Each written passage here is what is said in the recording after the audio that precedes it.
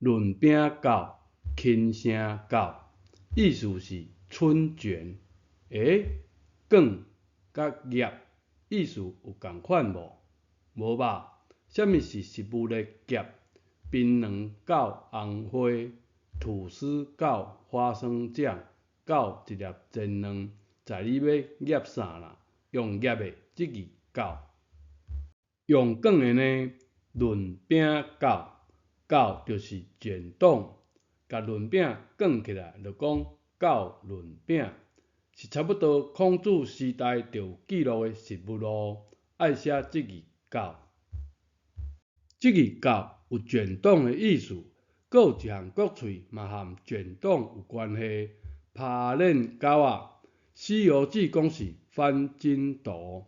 轻声的狗变调本来是四声，因为后尾加一字啊，就阁变调做一声。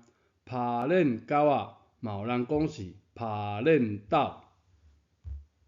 你看，甲郭先生发明的台语文深度，用即字和卷筒有关系的斗。《西游记》用狗斗换一招的斗，是毋是误用字？教育部的建议呢？咱是像车链的链，会卷筒的链啊。建议用碾压的啦，还抛出去嘞。即种建议你要学无？这三字到正字是倒一字和卷筒反转有关系啦？耙链斗咱会晓写，耙走就免用即种正字啊。咱就知影爱写做耙走。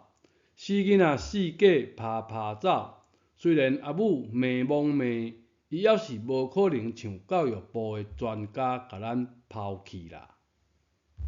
即集学写的字，润饼狗、耙链斗，原来耙走是活蹦乱跳的去佚佗。